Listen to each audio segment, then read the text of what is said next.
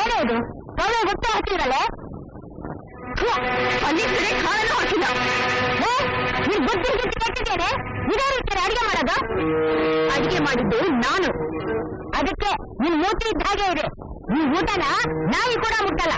ನೀವ್ ತಿಂತ ಇದ್ದೀರಲ್ಲ, ನಮ್ಮ ಕರ್ಮ ಈ ಗೈಯಲ್ಲಿ ಬಂದು ನಮ್ಮನ್ನ ಸೇರ್ಕೊಂಡಿರೋದು. ಸುಷ್ಮಾ, ಯಾಕೆ ಹೆದರ್ಕೋತೀಯ? ಅತ್ತೆ ಏನ್ ಹುಲಿನ? ನೀನ್ ಕೂತ್ಕೊ. ನೀನು ಕೂತ್ಕೊಂಡ ತಕ್ಷಣ ಅವ್ಳು ಕೂತ್ಬಿಡ್ತಾಳ? ನಮ್ ಪಕ್ಕದಲ್ಲಿ ಕೂತ್ಕೊಳ್ಳೋ ಯೋಗ್ಯತೆ ಇರ್ಬೇಕಲ್ಲ ಅವಳಿಗೆ. ನಿನಗಂತೂ ನರವಿಲ್ಲಿದ್ ನಾಳಿಗೆ ನೀನು ಬೇಕಾದ್ರೂ ಹೇಳ್ಬಿಡ್ತೀಯ. ಆದ್ರೆ ಅವಳಿಗ ಧೈರ್ಯ ಇರ್ಬೇಕಲ್ಲ. ಹೆದರ್ಕೊಳ್ಳೋರ್ಗೆ ಧೈರ್ಯ ತುಂಬಕ್ಕೆ ನಾನ್ ಬಂದಿರೋದು. ನೀನ್ ಕೂತು ಸುಶೀಲಾ.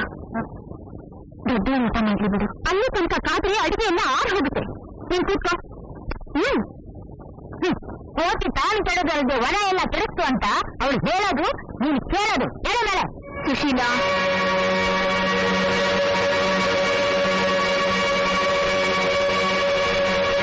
ಎದಳ ಮೇಲೆ ಹೆದರ್ಕೋಬೇಡ ಸುಶೀಲಾ. ನೀನ್ ಕೂತ್ಕೊ. ನಾನು ಹೇಳ್ತಾ ಇದ್ದೀನಿ ಹೇಳೋ ಮೇಲೆ. ನೀನ್ ಮನೆ ಆಳಲ್ಲ. ನಿಂದು ಅತಿ ಆಯ್ತು. ದೊಡ್ಡವರಿಗೆ ಮರ್ಯಾದೆ ಕೊಡೋದನ್ನ ಕಲ್ತ್ಕೋ. ಮರ್ಯಾದೆ ಕೇಳೋರಿಗೆ ತಗೊಳ್ಳೋ ಯೋಗ್ಯತೆ ಇರ್ಬೇಕು. ಏನಂದ್ರೆ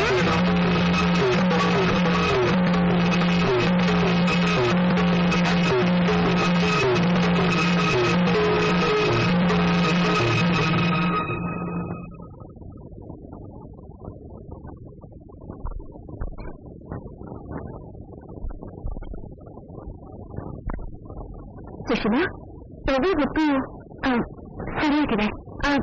ತಲೆ ಖಾರ ಸರಿಯಾಗಿದೆ. ಯಾವಾಗ್ಲೂ ಬಯ್ಯೋ ನಾಲ್ಗೆಗೆ ರುಚಿ ಏನ್ ಗೊತ್ತಾಗುತ್ತೆ?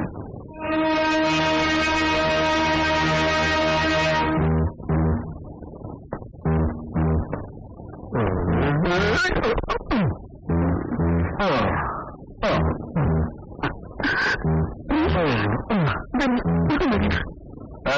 ಊಟ ಮೇಲೆ ತಗೊಂಬ.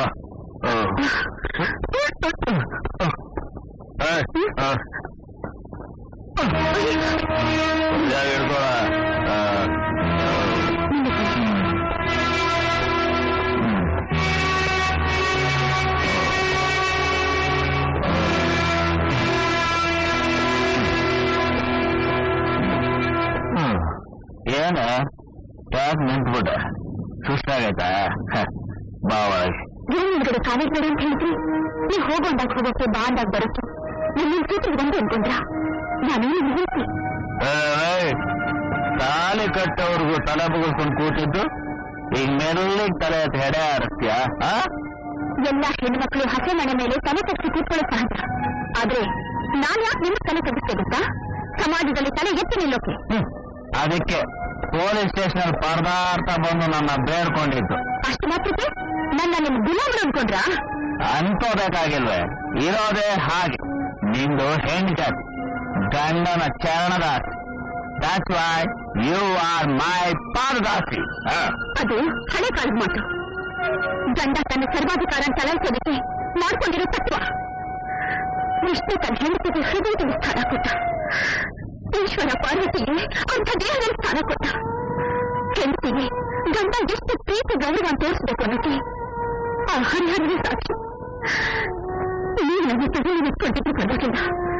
ನಾನು ನಿಮ್ಮ ಬಾಳು ಸಂಗಾತಿ ಅಂತ ಅರ್ಥ ಮಾಡ್ಕೊಂಡ್ರೆ ಸಾಕು. ಕಟ್ಕೊಂಡ್ ಗಂಡ ಎಷ್ಟೇ ದುಷ್ಟನಾಗಿದ್ದು ಹೆಂಡತಿಗೆ ತನ್ನ ಗಂಡ ಒಳ್ಳೆಯವನಾಗಬೇಕು, ಶ್ರೀರಾಮಚಂದ್ರನಾಗಿರ್ಬೇಕು ಅಂತ ಆಸೆ ಪಡ್ತಾಳೆ. ಆ ಬದಲಾವಣೆ ಇನ್ನೇನಾಗಬೇಕು? ಹೇಳಿದ್ದು ನೋಡ್ಬೇಕು. ಏನೂ ಅರ್ಥ ಆಗಿಲ್ಲ.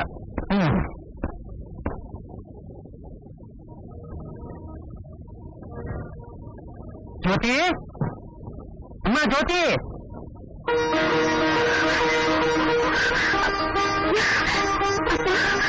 ಚೆನ್ನಾಗಿದೆಯಮ್ಮ? ಚೆನ್ನಾಗಿದ್ದೀನಪ್ಪ. ನೀನು ಮನೇಲಿ ಹಾಗಿರ್ತೀಯೋ ಅಂತ ಹೆದರ್ಕೊಂಡಿದ್ನಮ್ಮ. ಯಾಕಪ್ಪ ಹೆದರಿಕೆ? ನಾನು ನಿನ್ನ ಎಷ್ಟು ಸುಖವಾಗಿದೆ ಗೊತ್ತಾ? ನಿಜ ಹೇಳ್ಬೇಕು ಅಂದ್ರೆ ನಾನು ತವ್ರ ಮನೆ ಪಕ್ಕ ಕೂಡ ಬರ್ತಿಲ್ಲ. ಹೌದಾ ಅಮ್ಮ? ಮತ್ತೆ ಅವ್ರ ಅತ್ತೆ ಇಲ್ಲಪ್ಪ. ಅಮ್ಮ ಎಷ್ಟು ತಾಯಿ ಹಾಗೆ ನೋಡ್ಕೋತಾರೆ. ನಿನ್ ಗಂಡ ಅವರಿಗೆ ಕೈಯತ್ತೆ ಮಗು ಬೇಕು. ಶಿವ ಗಂಗೆನ ತಲೆ ಮೇಲೆ ಕೂರಿಸ್ಕೊಂಡು ಕುಣಿಯೋ ಹಾಗೆ ಕುಣಿತಾರೆ. ನಿನ್ ಬಾಯಿಂದ ಈ ಮಾತು ಕೇಳಿ ಹಾಡ್ಕೊಂಡಷ್ಟು ಸಂತೋಷವಾಯ್ತು. ಕೂತ್ಕೊಳ್ಳಪ್ಪ.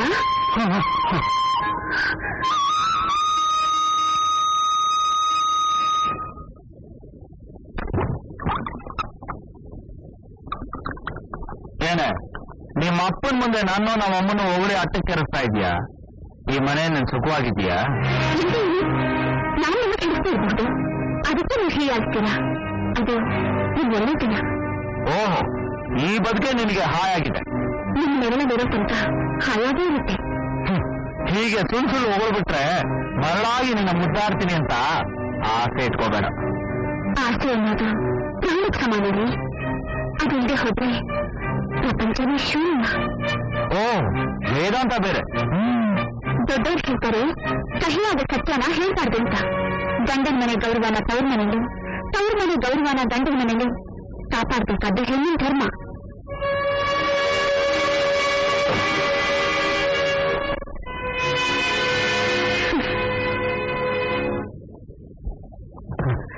ಚೆನ್ನಾಗಿದ್ದೀರಾ? ಚೆನ್ನಾಗಿರೋ ಹೊತ್ತಿಗೆ ಲಕ್ಷಣವಾಗಿ ಓಡಾಡ್ಕೊಂಡಿರೋದು. ನೀವೇನು ಇಷ್ಟು ದೂರ ಬಂದದ್ದು? ನಿಮ್ ಮಗಳನ್ನ ಕರ್ಕೊಂಡು ಹೋಗಿ ಬಂದ್ರ? ಹೌದು, ಹಬ್ಬಕ್ಕೆ ನಿಮ್ಮಿಬ್ಬರನ್ನು ಕರ್ಕೊಂಡು ಹೋಗೋಣ ಅಂತ ಬಂದೆ. ನನಗೆ ಸುಳ್ಳು ಹೇಳಿ ಅಭ್ಯಾಸ, ನಿಜಾನೇ ಹೇಳೋದು. ನನ್ಗೆ ನಿಮ್ ಮನೆಗೆ ಬರೋದಕ್ಕೆ ಇಷ್ಟ ಇಲ್ಲ. ನಿಮ್ ಮಗಳು ಸುಖವಾಗಿಲ್ಲ, ಅವಳು ಹೇಳಿದಲ್ಲ ಸುಳ್ಳು. ಅವಳನ್ನ ಬೇಕಾದ್ರೆ ಕರ್ಕೊಂಡೋಗಿ. ಯಾಕಪ್ಪ ಹೀಗಂತೀಯ? ಕೆಲದಿಂದ ಇಲ್ಲಿಗೆ ಬಂದ್ಲು, ಎಷ್ಟು ದಿನ ಇರಕ್ಕಾಗುತ್ತೆ? ಇವತ್ತಲ್ಲ ನಾಳೆ ಆ ಮನೆಗೆ ಹೋಗ್ಲೇಬೇಕಲ್ಲ. ನೀವಾಗೇ ಕರ್ಕೊಂಡು ಹೋದ್ರೆ ತುಂಬಾ ಸಂತೋಷ. ಅಷ್ಟು ಸುಲಭವಾಗಿ ನನ್ನಿಂದ ಬಿಡುಗಡೆ ಮಾಡ್ಕೊಳಕ್ಕಾಗಲ್ಲ. ಕೊನೆವರೆಗೂ ಉರಿಯೋಕೆ ನಾನು ಎದೆ ಮೇಲೆ ಇಟ್ಕೊಂಡ್ರು ಅಂತೀಯ? ಬೇರೆ ದಾರಿನೇ ಇಲ್ಲ. ಅದೇ ಮದುವೆ ಮಂತ್ರಗಳಲ್ಲಿರೋ ಅರ್ಥ, ಜೀವನದ ಪರಮಾರ್ಥ. ಹಾಗಾದ್ರೆ ನೀನು ಈ ಮನೆಯಿಂದ ಹೋಗಲ್ಲ? ಹೆಣ್ಣು ಎರಡೇ ಸಲ ಮನೆಯಿಂದ ಹೊರಗಡೆ ಹೋಗೋದು. ಒಂದು ತವ್ರ ಮನೆಯಿಂದ ಗಂಡನ ಮನೆಗೂ, ಇನ್ನೊಂದು ಗಂಡನ ಮನೆಯಿಂದ ಸ್ಮಶಾನಕ್ಕೆ. ಯಾಕಮ್ಮ ಹೀಗೆ ಮಾತಾಡ್ತೀಯಾ? ಮಾತಾಡೋ ರೀತಿ ನೀವು ಕಲ್ತಿರೋದು ಹೀಗೆ ರೀ. ಇವಳು ಈ ಮನೆಯಲ್ಲಿ ಬಾಳ್ತಾ ಇರೋದು ಹೀಗೆ. ನನಗೆ ತಿಳಿದಿರೋದು ಹೇಳಿದ್ದೀನಿ. ನಿಮ್ಮಿಷ್ಟ, ನಿಮ್ಮ ಮಗಳಿಷ್ಟ. ಏನು ಮಾಡಿದ್ರು?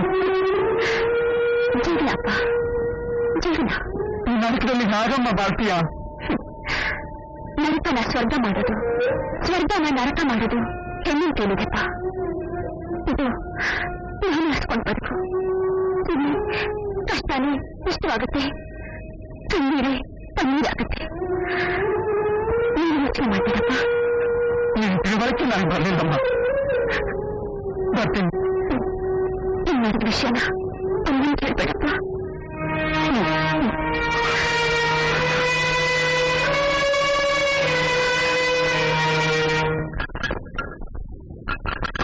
ಈ ಗೊಂಬೆ ಎಷ್ಟು ಚೆನ್ನಾಗಿದೆ. ಇದು ನಂದು, ನಂಗೆ ಚಿಕ್ಕಮ್ಮ ಕೊಡ್ತಿದ್ದು.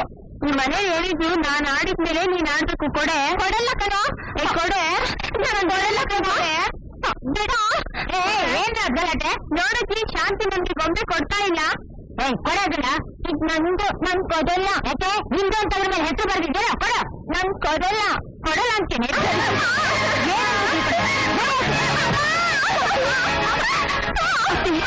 ಇಷ್ಟು ದೊಡ್ಡವರಾಗಿ ಚಿಕ್ಕದಾಗಿ ಹೊಡೆಯುತ್ತೆ ಹೇಗೆ ಮನಸ್ಕರ್ತೀನಿ ನಿಮ್ಗೆ? ಈಗಿಂದ ಹೊಡೆದು ಬರೆದು ಮಾಡಿದ್ರೆ ನೀವಲ್ಲ. ನಾವು ಈ ಮನೇಲೆ ಇದ್ರೆ ನಮ್ಮನ್ನ ಅಜ್ಜಿ ಸಾಯಿಸ್ಬಿಡ್ತಾರೆ. ನಾವು ಬೇರೆ ಮನೆ ಹೋಗೋಣ.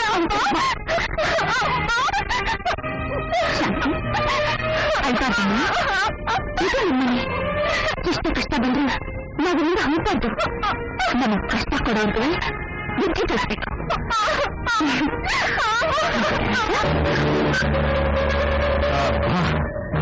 ಲಕ್ಷಾಂತರ ರೂಪಾಯಿ ಇನ್ವೆಸ್ಟ್ಮೆಂಟ್ ಮಾಡಿ ನೂರಾರು ರೂಪಾಯಿ ಲಾಭ ಸಂಪಾದಿಸಿದವರು ಈ ಕಾಲದಲ್ಲಿ ಒಂದೆರಡು ಮೂರು ಸುಳ್ಳು ಹೇಳಿ ಲಕ್ಷ ಲಕ್ಷ ಸಂಪಾದಿಸ್ಬೋದು.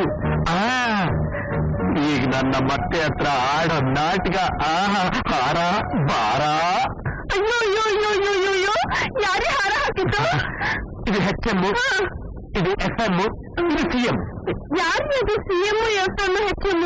ಇದು ಹೋಮ್ ಮಿನಿಸ್ಟ್ರು, ಇದು ಫೈನಾನ್ಸ್ ಮಿನಿಸ್ಟ್ರು, ಇದು ಚೀಫ್ ಮಿನಿಸ್ಟರ್ ಕಡೆ. ತೆಗಿದ್ರಿ, ನಮ್ಮ ಅಮ್ಮ ಬರೋರ್ಗು ಹಾಕೊಂಡೇ ಇರಿ.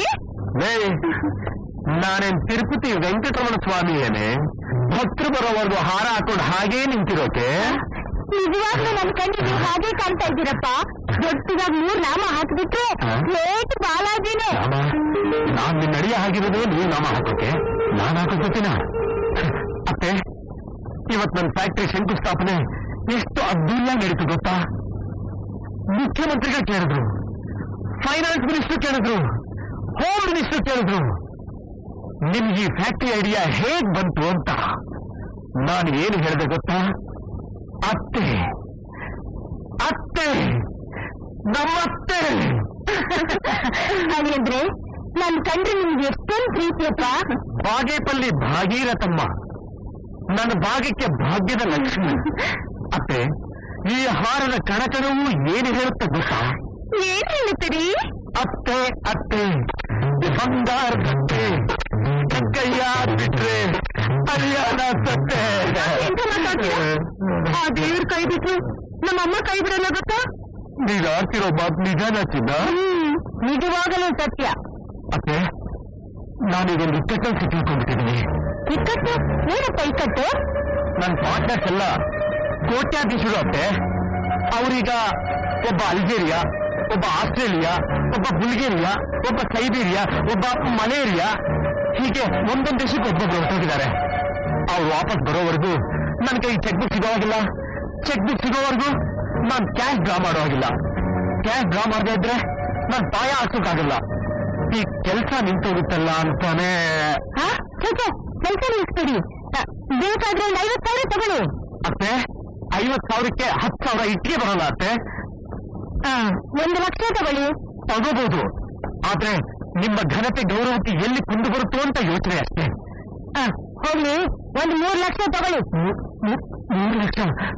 3 ಲಕ್ಷ? ಅತ್ತೆ, ನೀವಿಷ್ಟು ಬಲವಂತ ಮಾಡಿದ್ಮೇಲೆ ನಾನು ನಿಮ್ಮ ಪೂರಕ್ಕಾಗುತ್ತೆ?